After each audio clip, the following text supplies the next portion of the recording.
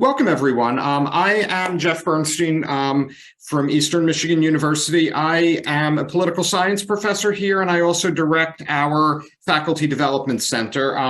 With me today is Sarah Ginsberg, who is a professor of communication sciences and disorders and is also our lead faculty member for this initiative, and Jessi Kwek and Lauren Silvia, who are both recent alums of EMU who worked as lead students on this project that we did. And if you would like to join us and have your cameras on, that'd be wonderful. As all of us who teach know, sometimes it's just nice to be able to see faces and judge accordingly. And if that's not something that's possible at this point, we certainly understand. But at any event, so one thing I just want to say right at the beginning is when we saw the call and consider doing this. This is obviously a conference intended for smaller conferences, for smaller colleges. It was very much in the language that was here. And on the one hand, if enrollment trends continue at Eastern Michigan University the way we have, we may fit into that demographic soon enough. But for right now, we are not a small college, certainly not in the model and traditions, say, of a Kenyon. However, I am fond of saying that when Eastern Michigan University is at its best, we are sort of like a small liberal arts college. And a lot of the things that we might think about as a benefit of a small liberal arts school, faculty who get to know and engage with their students, when we are at our best, that's what we are. And a lot of this is an attempt that we are making to be that best college and to restore the best of who we are, despite our size, and despite the fact that we are orders of magnitude bigger than a lot of the other schools that are out there. So with that said, here's our plan for today. What we are going to do is sort of start telling you our story, how we began this work at Eastern, talk about some opportunities and barriers you might have, talk a little bit about what we did, how we set this up at our school, and then talk about what comes next. And I know I can certainly speak for me and Sarah when I say we are spending a lot of today, and we have been spending a lot of today trying to do what is next. And my screen is jumping around like crazy. Are you seeing my screen jumping around like crazy? I have no idea what's happening. So we're just going to cope on the table of contents slide and roll with the flow and just see where we end up. So we start this off with the big idea. I took over as the director of our center about 2 years ago, and I wanted to do something big here. I really did not just sort of want to go through the motions, run a run-of-the-mill center and just, make it happen for that long. But as I was going through and working on it, we started thinking, what's the big thing that we should do? What's the big thing we need to be doing? And then we had this wonderful moment. I don't know how many of you are familiar with the work of Dr. Mays Imad, who is a trauma-informed educator, really does a lot on trauma-informed teaching. If you don't know her work, please get to know her work. It is really transformative stuff. And we had Mays here about 1.5 years ago. And during that meeting, we had a meeting here with Mays and with a number of students. Jessi was part of that group. And following the meeting, when I drove Mays home or back to the hotel, one of the things she said to me is she said, Jeff, your students feel invisible and they feel unseen.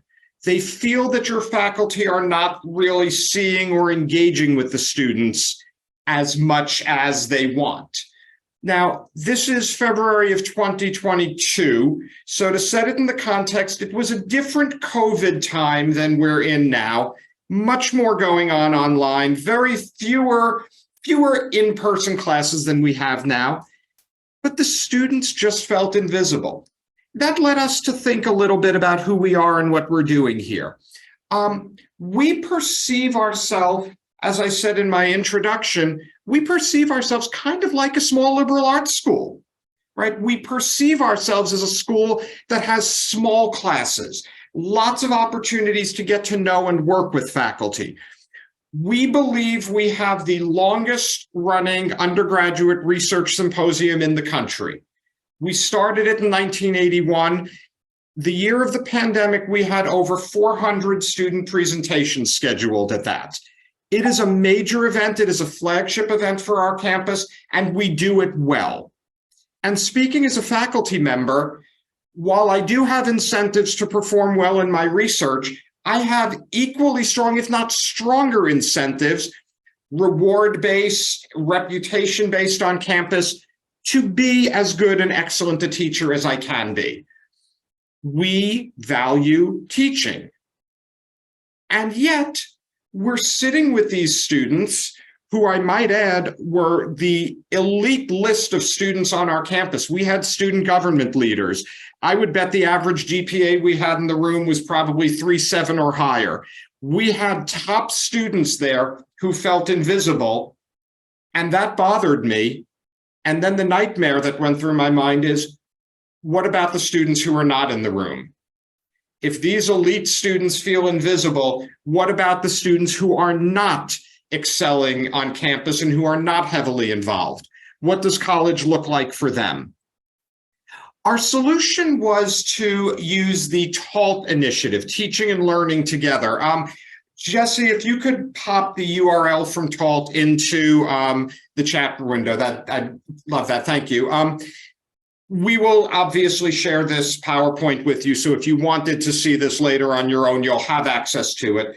TaLT, Teaching and Learning Together, was really an attempt to do, I think, two major things.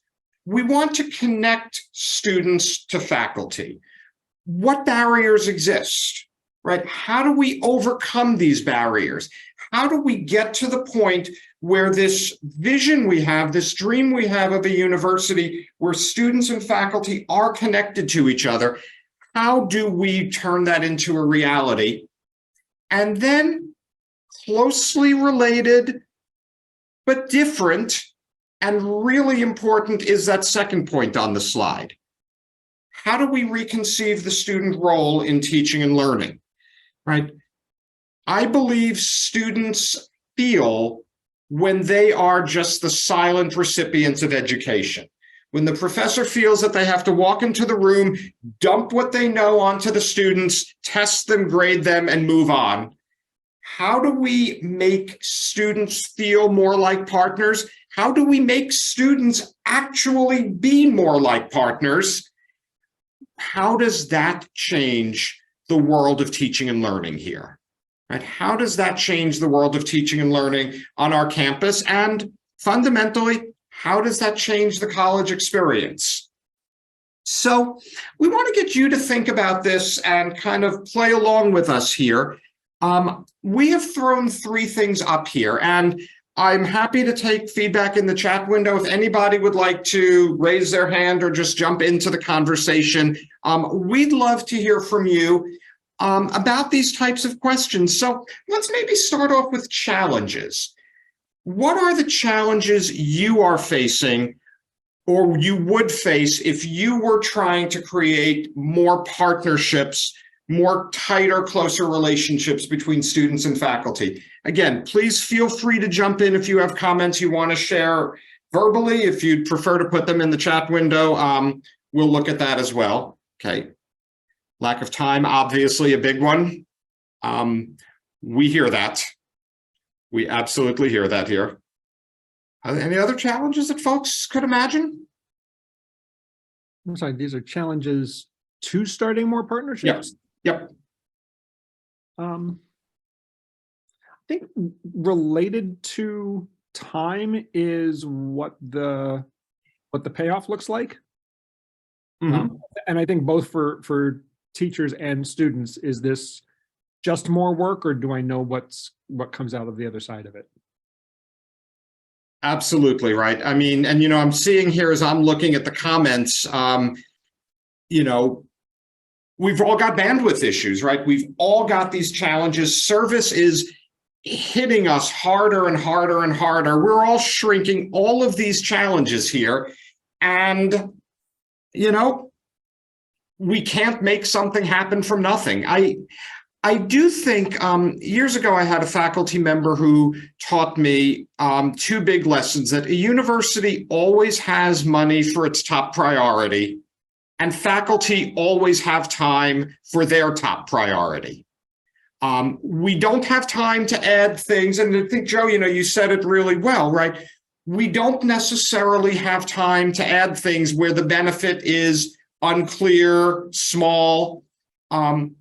Do we have time for something that could be transformative?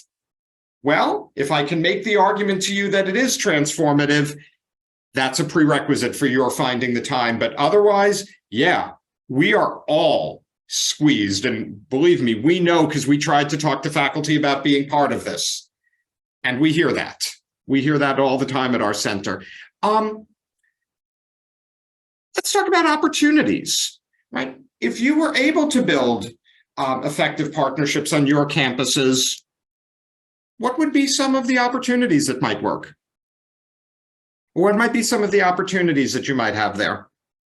Interesting SOTL projects, absolutely. When I was doing some work in SOTL, I had the honor of working with Pat Hutchings many years ago. And whenever you would talk about a project with Pat, she would always say, how are you going to bring students into the work? Right. And yep, right. Relationship-rich education. If we've looked at Leo Lambert and Peter Felton's work on relationship-rich education, I mean, that's a slim little volume that can really transform how you think about higher ed these days. Right. So these are opportunities. We've got these challenges. We have these opportunities. I'm going to leave barriers up there. I think a lot of the barriers that we might talk about kind of might bring us back to the challenges. So as we are thinking about this, we went in with a lot of these challenges. One of the things I will also say, I didn't see it come up in the chat window, but we also had challenges here that dealt with questions about money and how you fund some of this. So we'll talk more about that. We happened in this case to be in a fairly fortuitous place, which we can talk about some more. But I want to turn it over now to Lauren and then to Jessi to talk about what we did. Lauren's going to focus a little bit on the earlier stages, getting ready for rolling this out. Jessi will focus a little bit more on what it looked like once we rolled it out. So Lauren, let me pass it on to you. Hi, everyone. Thank you again for joining us today. So this slide gives a brief breakdown of the steps that we took over the summer in order to be prepared to launch our learning community in the fall, even before we knew what form TaLT, or teaching and learning together, would really take. What we did can really be broken down into four main categories: research, identifying main themes in existing literature, reflection, and then connection. So over the summer of 2022, lots of my time in the office was spent researching initiatives in teaching and learning that already exist across the country and globally. So although we believe TaLT is a unique program, it certainly is not the first of its kind. Traditionally, students have participated in collaborative relationships with faculty through things like research, but the literature shows that programs supported by their respective universities to invite students into that more teacher role through collaborative course redesigns and being course consultants do exist. We found through compiling several pieces of literature and created an annotated bibliography, which is available on the TaLT website that Jessi put in the chat earlier, that these existing programs are meant to really address a few common themes. These themes were very similar to what we started out wanting to address with our initiative.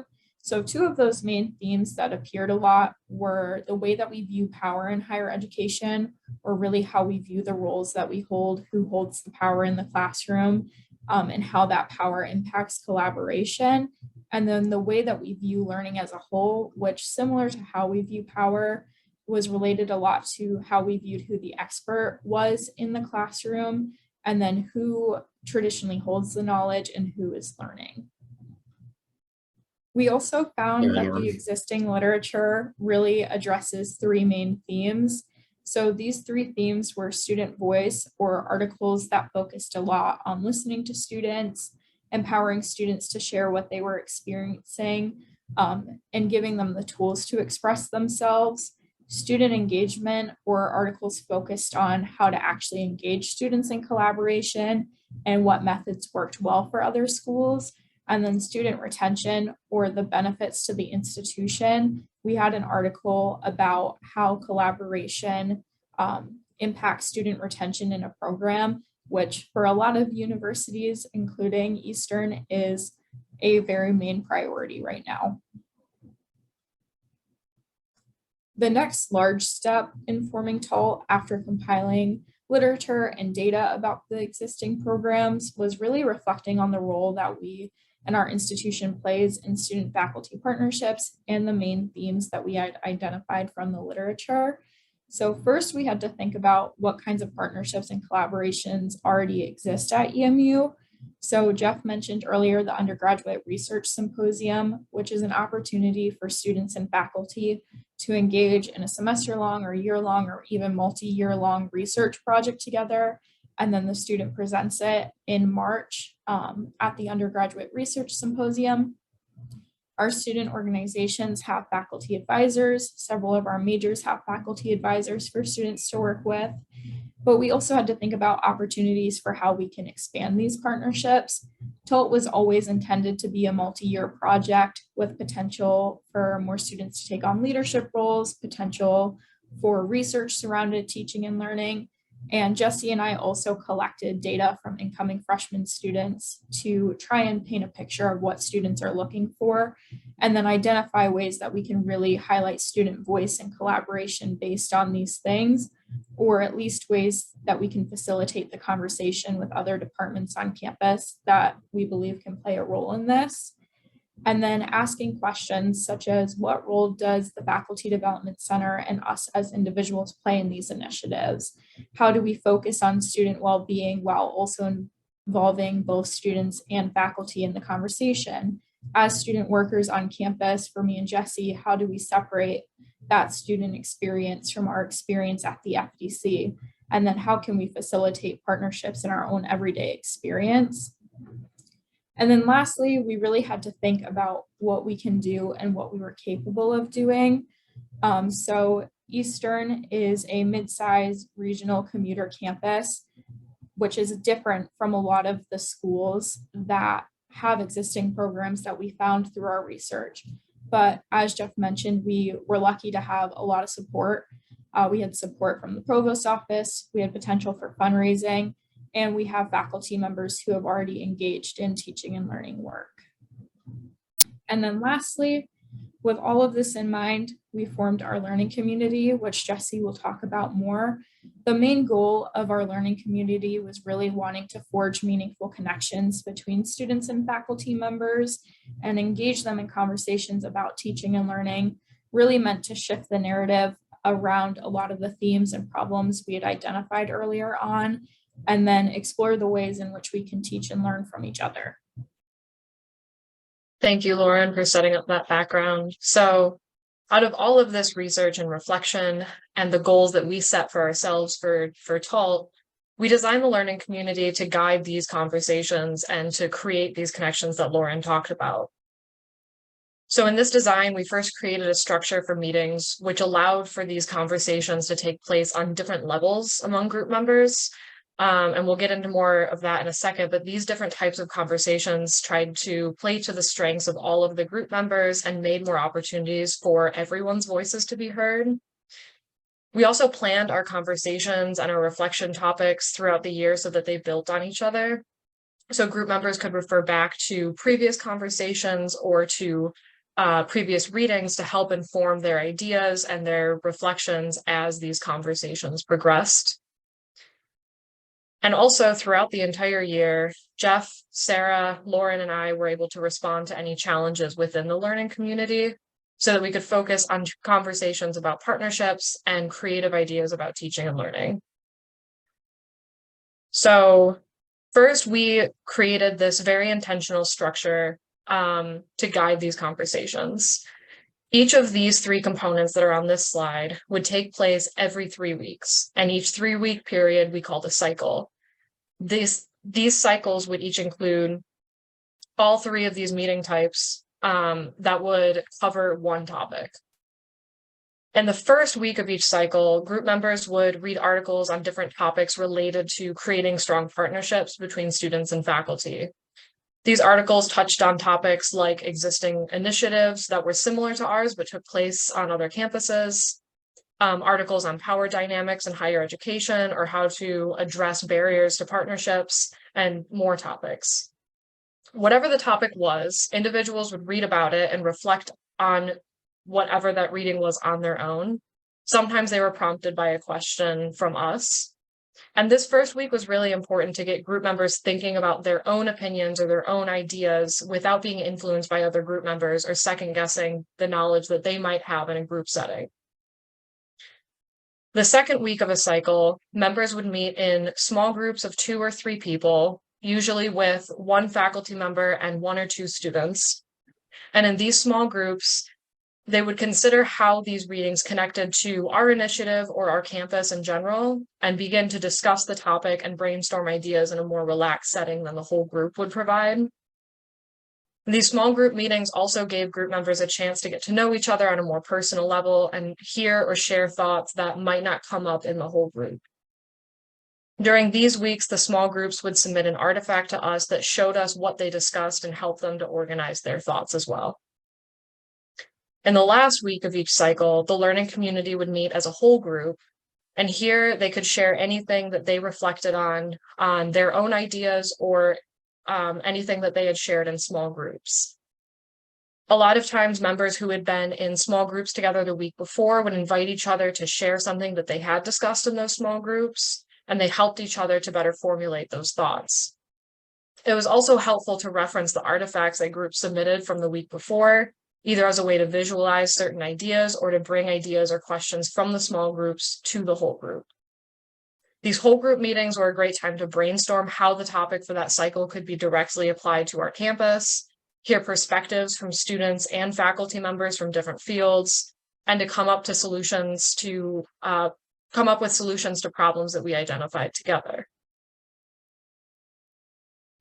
Jeff, if you want to move to the next. I'm trying. There we go. Oh. So these are a few of the conversation topics that we set for our cycles. Not all of them, these are a little bit more than half. And we intentionally ordered, I see a question about how big was the full group. We had, I believe 18 people in total, including myself, Sarah, and Lauren. We had, I want to say 11, no, I'm sorry, I don't remember the exact number of students and faculty. Roughly equal. Yeah, we aim to have about 10 students and about 10 faculty members. It changed throughout the year, so it's hard to keep track of, but so these are a few of the conversation topics that we set for our cycles, and we order the topics so that every single one took something from the previous topic. So when we discussed in our whole group what partnerships looked like, we considered the characteristics of partnerships themselves, as well as characteristics of people who cultivated strong partnerships. So the group came up with traits like open-mindedness, mutual respect, active listening, and challenging hierarchies. And we also considered the benefits of partnerships, which the group identified as things like mutual understanding, feelings of belonging and community, and a mutual transfer of knowledge. In the next cycle, we discussed opportunities for partnerships that exist on our campus already, or for efforts that have the potential to become more partnership-oriented.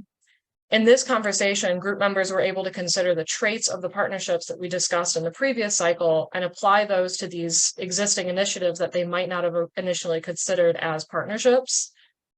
So on our campus, we identified some social activities like pancake breakfast with the Dean of the Honors College, as well as academic or research-focused activities such as the undergraduate research symposium that Jeff and Lauren both talked about, or faculty advising.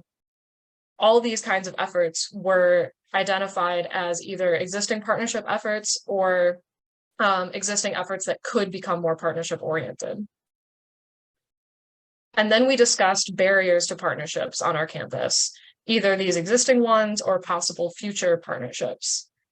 These barriers included questions about qualifications of students, a lack of understanding or examples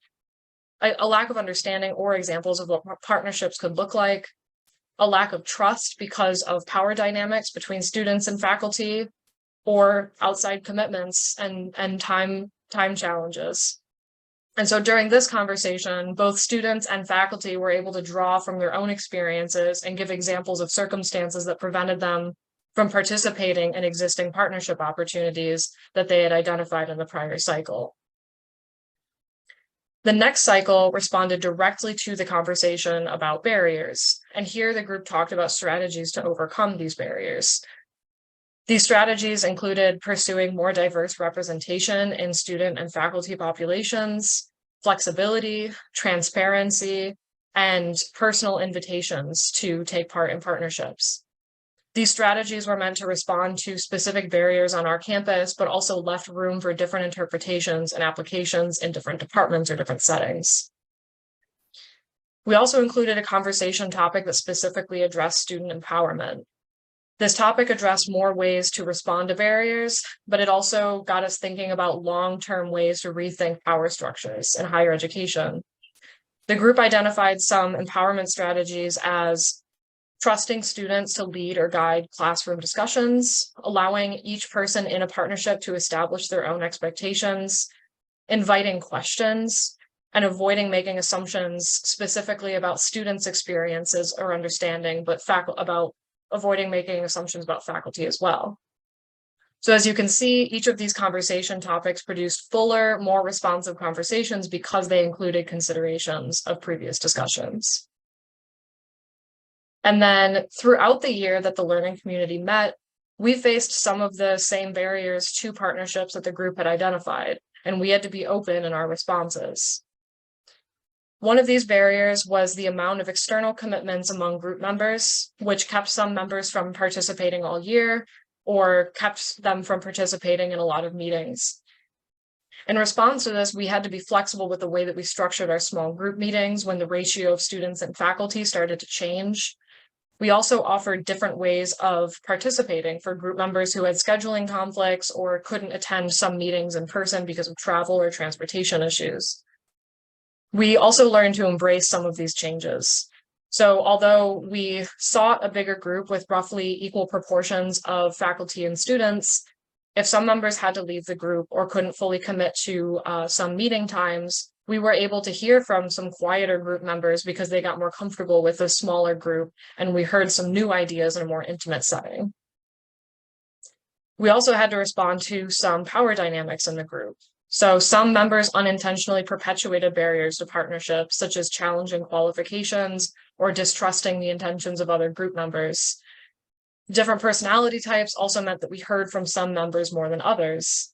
In response to this, we worked with the group to set clear norms and expectations, and as facilitators during the whole group conversations, we paid close attention to make sure that we were upholding those norms and expectations and encouraging everyone to do the same.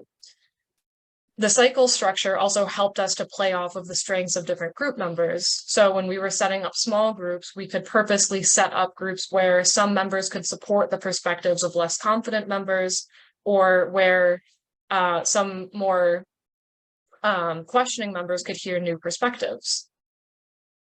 Towards the end of the learning community, some of the learning community members also explained that they felt that there was less social connection than they had hoped for. So we intended for the small groups to be a social opportunity as well as a chance for discussion about articles and topics. But a lot of small groups decided to meet online, or time constraints kept them from meeting for longer periods of time that would have allowed them to get to know each other better. So we decided that in future efforts, we could be more intentional about including opportunities for informal social interaction between group members to help members get more comfortable with each other and encourage them to develop their own partnerships outside of the group. So now I'll pass it over to Sarah to talk about how these conversations guided our thinking and how they're shaping our future efforts. Thank you, Jessi. So what we ended up with at the end of the year, which was not very long ago, just for clarification, it feels like this has been very, very large amounts of shifting information and work in a very short period of time. We just finished in April, so it's been a fairly recent conclusion, but we kind of came to the end of the year with reflections on the experience amongst the four of us, reflections that were written by group members, and we started discussing the lessons learned and what we wanted to know in terms of sharing this information. One of the discussions, and I think that probably some of you were, I'm guessing, thinking this challenge, one of the challenges that we talked about in our group quite often was the scalability of this work, right? We had less than 20 folks who were, generally speaking, committed for the year to being part of this process. 20 to, we have like 700 faculty or so, 600, 700 faculty on our campus. How do we move to embracing this process by a bigger group? So one of the things that we felt that we needed to do was to create what we tended to refer to at the end of the year as an artifact. And we had a chunk of information that our very last group meeting, we decided, what are the most important things we're going to share? Jeff, if you could go to the next slide. Thank you. So in our last whole group meeting, the last of the cycle, as Jessi referred to, we came together as a group to talk about what is it that we feel like we need to share with the bigger, broader campus in order to start setting the culture shift to thinking about collaboration as a more everyday event and thinking more about giving students agency in their learning and making them feel seen and heard. So we I'm a qualitative researcher. I took all of the information, sort of organized it into the categories that you see here.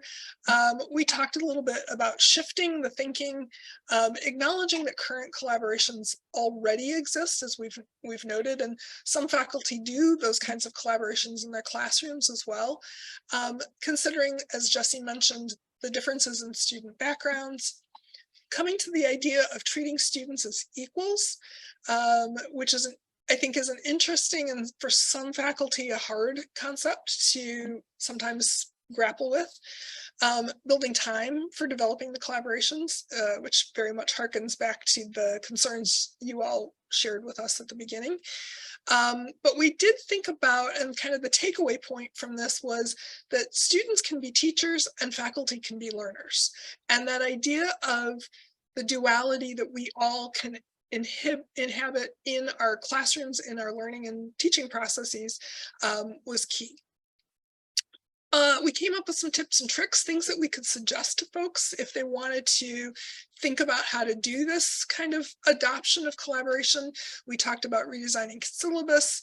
I think Jessi, I can't remember if it was Jessi or Lauren alluded to it, but the idea that became very frequently discussed in our learning community was the idea of actually specifically inviting students to participate. That is a key way to increase collaboration, a key way to bring students into a more active role in their own learning experience. We talked about interest surveys at the beginning of the semester, seeing what students are interested in and finding out, thinking about personalizing communication so that communication is not always generic to the entire class, sharing with the students what we as faculty are doing and letting them know this is what we're interested in and this is what we're pursuing. And particularly when there's openings for students to work with us on our projects, that creates another opportunity. And then the other thing we talked about in our group a lot was inviting feedback. And one of the things that was really critical, I think was sort of an aha moment for our group was it's not enough to invite feedback. You have to then share what you're doing with that feedback. So we talked a little bit about how small changes can make big differences to the students and that perception of a collaborative and inclusive classroom. I'm not going to go through all of the examples there, but I do want to mention one of the initiatives that came out of Jeff's mouth and sprang from his ideas of the idea of trying one thing. that you don't have to shake up every aspect of your course. You don't have to shake up every aspect of how you teach. You can take one idea, one of the tips and tricks, one of the examples, and try applying it in the fall and see if that has an impact on the collaborative nature of your classroom, the sense of inclusion and mattering that students experience in your classroom. And so Try One Thing has become another initiative that is part of the Faculty Development Center. And then I think it's really worth just mentioning some of the benefits. I think there is an easy perception of this process benefiting primarily the students. And I would argue that that's actually not just the case of benefiting the students. I think what we have seen in the literature and what we have experienced, many of us ourselves, is that as faculty, having a class that becomes more collaborative and inclusive in nature can increase and improve your course evaluations, which, as Jeff mentioned earlier, is a critical aspect of promotion and tenure at many of our universities, including ours. Increasing job satisfaction with the teaching process, decreasing senses of or feelings of isolation for both students and faculty, and again, increasing student agency over their education, which means that everyone benefits from these partnerships. There's very little to lose. All right, so where are we now? This was a hard slide for me to write because I feel like we are juggling multiple pieces right now.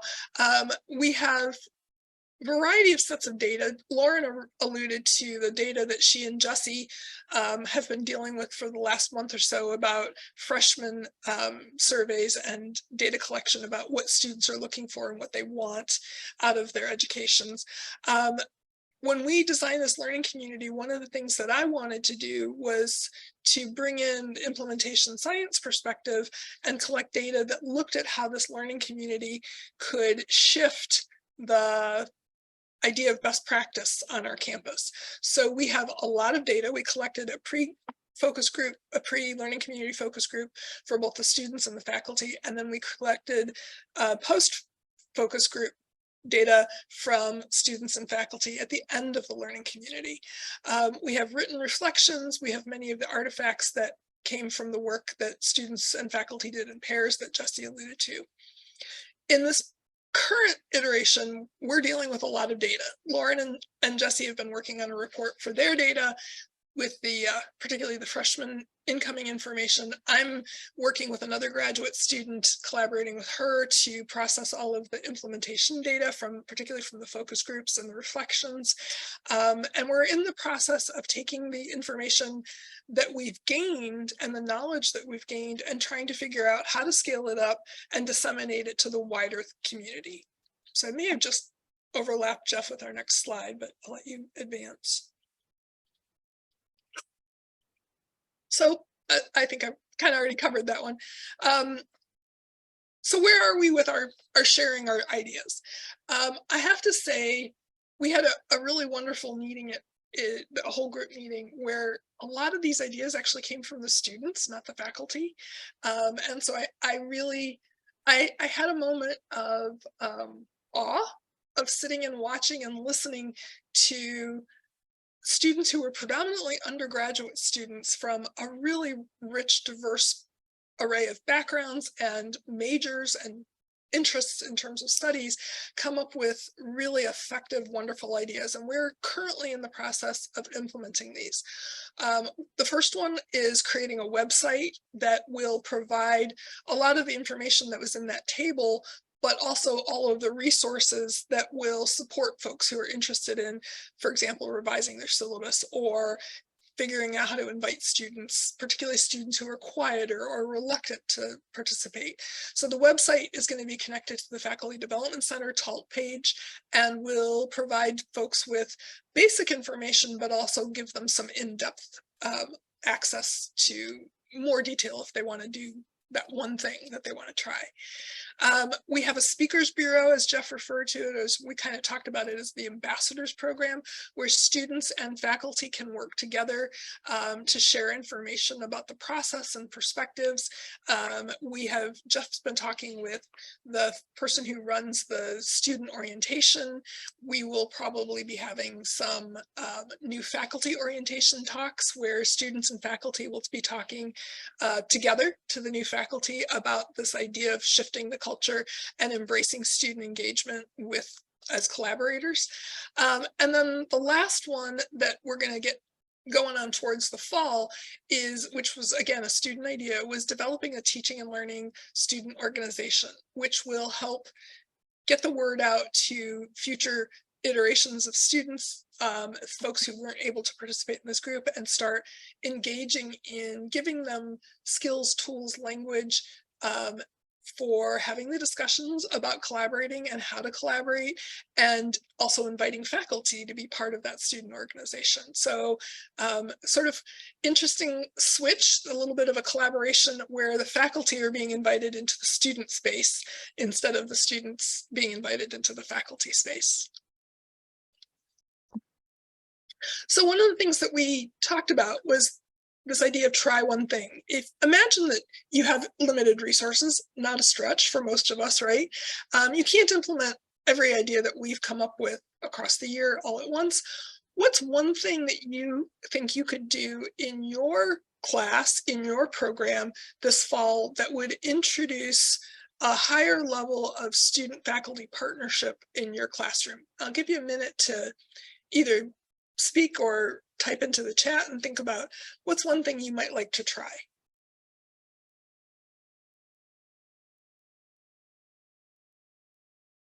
While people are hopefully typing a couple comments or questions or thoughts, I'm going to share one that came to me as part of this learning community. One of the things that I've often struggled with is I teach speech language pathology. We tend to be a group of talkers for the most part. We're a loud communicative group. And every once in a while, we have students in our program and our courses who are very reluctant to participate in group discussions, who are quiet, who are more introverted. I've always struggled with how to bring those people into the conversation where they weren't the initial people to raise their hands and speak up. And one of the things that I learned about from this learning community was the idea of inviting people and different ways to invite people to increase their sense of being important to the class, important to the discussion, letting them know that they matter and that their perspective matters. And it's been something that I plan to change about how I teach in the fall. So just an idea. Anybody else have anything they want to think about that they might want to change? David. So yeah, I teach a first-year experience course at my college, and one thing that students had actually asked me for in that class was to bring in a former student at the beginning of a long research project that students have to do in that course, and to talk about their experience and strategies for success. And I did that. I've done that the past couple of years, and it's been, I would think, very successful. I think both for the former student coming back to talk, as well as for the students, the first year students, as they're entering into that that research project. That's a great example. And it leads us right into the next question, which is, if you think about not what you would want to do, but what is one thing you might want your students might want you to do, can you imagine what they would ask for? I think David just gave us a great example of actually listening to what the students are asking for and seeing how that pays off. Is there something that you think about your students might ask for? Maybe while you guys are typing and thinking, I'll give Lauren and Jessi an opportunity to share. What are some of the things you think students would ask for based on what we've experienced together as a learning community? Yeah, I don't know if students would ask for this, but I think the most impactful thing that I got actually came from our first focus group, which was with students. And it started to make me think about the experiences I've had in class. And that was just using a shared language in your classroom a lot of the times students don't come into college or sometimes even leave college knowing any teaching and learning terms, or they at least don't come into your classroom knowing a lot of the technical terms that you'll be using either for how you're teaching or for your actual field. And sometimes it makes students feel isolated from you because they, again, going back to they're viewing you as the expert, or they're afraid that if you're using that technical term, they're supposed to know what it means. And so creating a shared language and letting students in to what you're actually talking about the first couple of times you use a technical term, and even then inviting students verbally, if you don't know what this means, you can always ask me, or you can approach me after class and I'll explain it to you, so that they don't feel that disconnect. That was a big one that we talked about, particularly as we think about the fact that students come from such diverse backgrounds. Good. Okay. Jessi, did you have one you wanted to add? Yeah, I think one thing that's been super impactful in my education, that I'd love to see more of is actually something that I think I first saw when I actually had Jeff as a professor a couple years before I even started working on this project, is making an effort to get to know students on some level beyond their role as a student. And I know that Jeff has a practice where he will ask just a couple of questions at the beginning of the semester of what students like to do, like the kind of person that they are outside of class. And then he really does a good job on kind of following up with that and keeping that in mind as the semester is moving along, keeping in mind what other things students might be dealing with or balancing. And I know that for me, that was really helpful, whether it was Jeff that was doing something like that or any of my other professors. It always made me a lot more comfortable to ask questions and to approach them to learn about things even outside of the class, to ask more questions about my major, my field, or about research.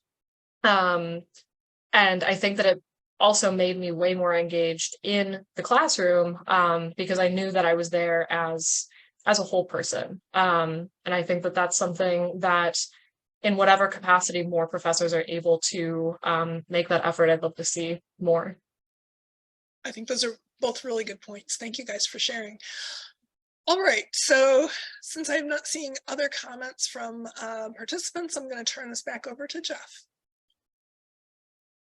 Excellent. So I want to just end at an aspirational level. A lot of what I do in my job and a lot of what we've done with TaLT is really this maneuvering between what's the big picture aim, the 30,000 feet vision that we're trying to get to in 5 years, and what has to be done this afternoon so things don't go toppling to pieces. But if we can think just for a minute about a big picture, we started this off with a big picture and a big goal. We want to transform teaching and learning on this campus. And, when I told that to someone, they said, great, what are you going to do after lunch?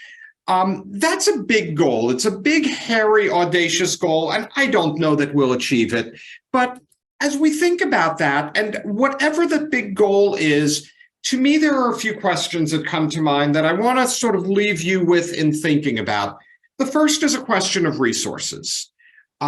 We have been fortunate. And in fact, you know what? Let me hold on to that question for a second. The second one is, who are the people that you can use and work with to help get you there? Right? Who are the people who can bring you to that point?